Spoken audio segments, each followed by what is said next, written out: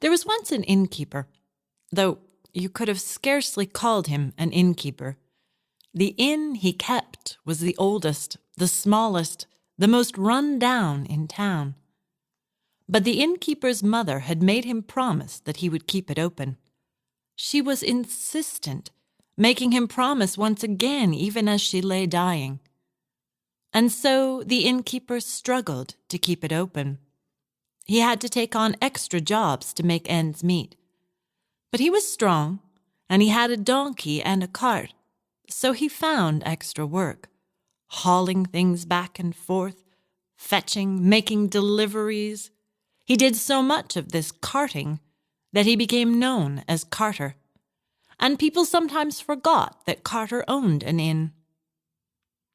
His mother had made him promise one more thing.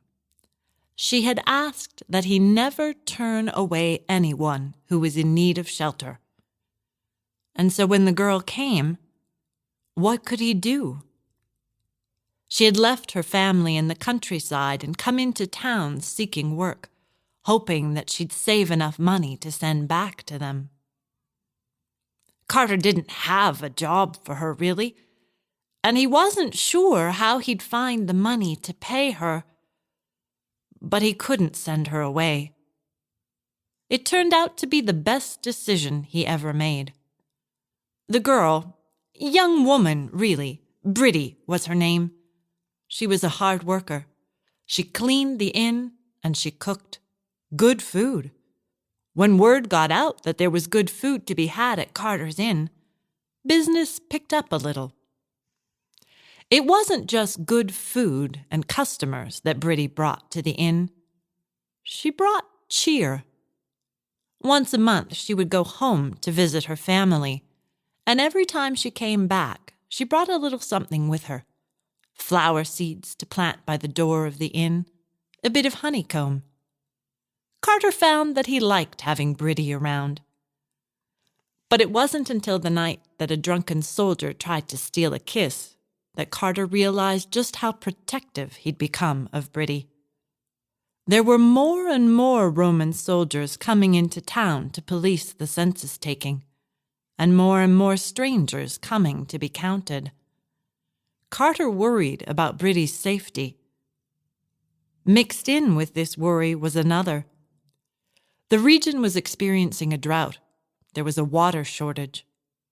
Carter was offered a job traveling to the nearest water source and hauling water back. It was good pay, but it would mean being gone from the inn for 3 days, 2 nights. Carter worried about leaving Bridie alone for so long. He instructed her to go inside before sunset, to lock the inn and not go out the doors until after sunrise. And he asked that even during the day she stay close by. And Bridie agreed. The memory of the soldier's unwanted kiss still burned. Carter left early in the morning, reminding Bridie to go inside before dark and lock up. Bridie found enough to do to keep herself busy that day. She tidied the entire inn. Carter traveled. But all day he couldn't shake the feeling that he ought not to be away from home. He traveled later than he normally would, hoping to shorten the journey.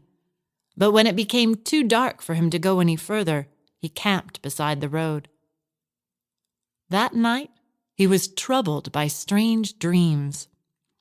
Early in the morning, he dreamt that his mother spoke to him. I insisted that you keep the inn open because I had had a vision. I saw that the King of Kings would visit our inn. He's coming. You should be home. And when Carter woke, he didn't hesitate. He turned the donkey and the cart round and they headed for home. But the road soon became busy with travelers going to be counted. Midway through the morning, Carter came across a crying child who'd become separated from his family. Carter wanted to get home as quickly as possible, but his mother had raised him right. He stopped and helped the child find his family. It took over an hour, and it took almost another half-hour for Carter to extract himself from their thank yous. But finally he was on his way again. Partway through the afternoon, though, he spotted a merchant from his hometown. The merchant's cart had a broken wheel. So many people were rushing past. A tiny part of Carter wanted to do the same, but it didn't sit right. He stopped and helped the merchant fix his cart. And by now, it was late afternoon. As afternoon passed into evening, Carter came upon a shepherd. One of his sheep had wandered off the road and become entangled in the midst of a thorn bush. Some passers-by were laughing as they watched the shepherd's attempts to get the sheep free while still keeping the rest of the flock together. Carter didn't think it was funny. He stopped and helped. Bridie, meanwhile, found it harder to keep herself busy that second day. She even went so far as to go out and sweep out the cave they used as a stable. And before sunset, she went into the inn and locked it up. But not long after dark, there was a knock at the door. Bridie didn't open the door, but she opened the shutter and looked out.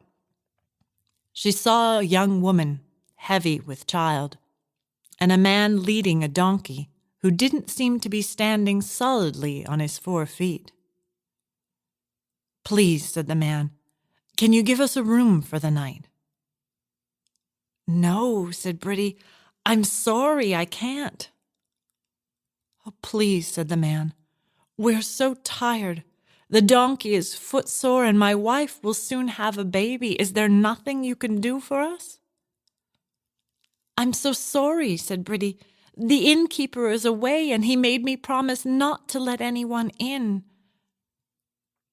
The man's shoulders slumped and he turned to leave. "Wait," said Bridie. "He didn't say anything about the stable. It's not much, just a cave, really. But you'd be warm and dry. There's no one else there. You'd be safe." "Thank you," said the man. Bridie watched until long after they had disappeared inside the cave. But she couldn't get their image out of her mind. They had seemed so very weary, and she wished there was more she could do for them.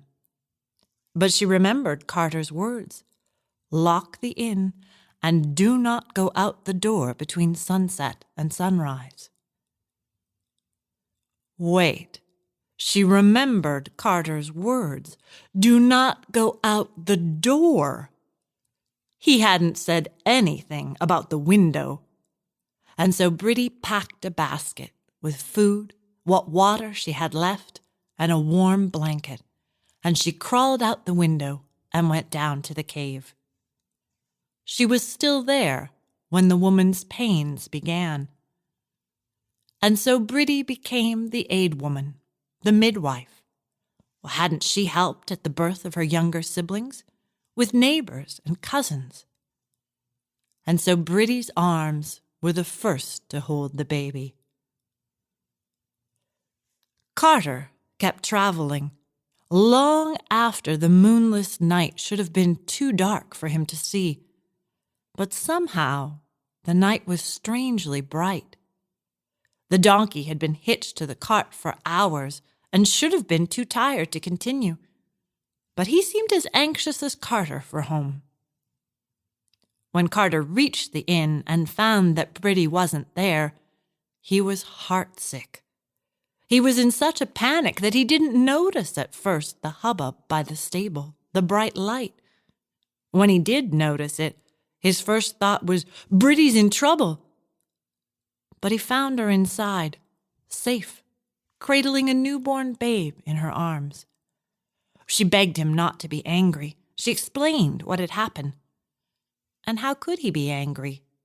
He, too, would have helped the family. Carter moved them into the inn, and over the next few days, he tended to all those who came to visit. he quietly helped the footsore donkey. And when the visitors from the east came, he gave them a room. And when they left, they paid him in gold, and Carter was finally able to fix up the inn. And Bridie? Well, after delivering that baby, she became known as a midwife, an aid woman. And not long after that, she became known as Carter's wife. That baby she delivered? Well, he became pretty well known too.